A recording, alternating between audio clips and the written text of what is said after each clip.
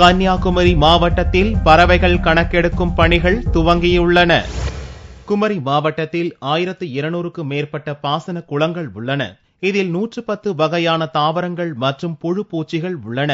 இது பறவைகள் விரும்பி சாப்பிடும் உணவாகும். பொதுவாக பனிப்பொழிவு காலங்களில் பல வெளிநாடுகளில் இருந்தும் வட இந்தியாவிலிருந்தும் பறவைகள் குமரி மாவட்டத்துக்கு வருகின்றன.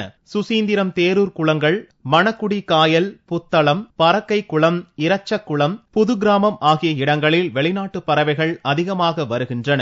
இதில் தேரூர் மற்றும் பறக்கை குளங்கள் அண்மையில் பறவைகள் சரணாலயமாக அறிவிக்கப்பட்டு பறவைகள் தங்குவதற்கு வசதிகள் செய்யப்பட்டுள்ளன.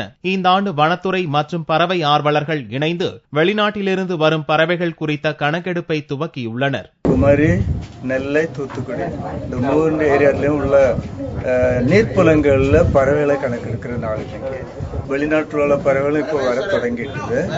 வெளிநாட்டுல இருந்து ஏன் இந்த பறவைகள் வருது சொன்னா, அவங்க கூடு கட்டி குஞ்செல்லாம் பொறிச்சு பறக்க ரெடி ஆகும் போது அங்கெல்லாம் பனி கட்டி நிறைய மூட தொடங்குது. ரொம்ப குளிர் அங்க தொடங்கியாச்சு. அதனால நல்ல புகலிடம் வேணுமே சொல்லி நம்முடைய நாட்டுக்கு வர்றாங்க. 120 போல நீர் தாவரங்கள் நாங்கள் கணக்கு போட்டு பார்த்துருக்கோம். அப்ப இந்த நீர் தாவரங்கள்ல இருந்து நிறைய அவங்களுக்கு ஆகாரம் கிடைக்கிறது, வேற புழு பூச்சிகளும் கிடைக்கிறது. இப்படி அதெல்லாம் சாப்பாடு கிடைக்கிறது நம்பர் 1.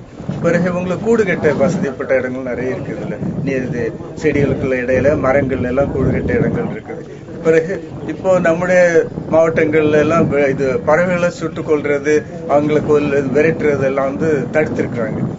6 மாசம் செய்ய போறீங்களா? இதான் முதல் தடவை 6 மாசம் செய்ய போறாங்க. புது கிராமம் மற்றும் தேரூர் குளங்களில் இப்பணி தொடங்கியது. ரஷ்யா, ஜெர்மனி, சீனா உள்ளிட்ட நாடுகளிலிருந்து 110 வகையான பறவைகள் வந்துள்ளதாக பறவை ஆராய்ச்சியாளர்கள் தெரிவித்தனர். வரும் ஏப்ரல் வரை 6 மாதம் இந்த கணக்கெடுக்கும் பணி நடக்கும் என்று தெரிவிக்கப்பட்டுள்ளது.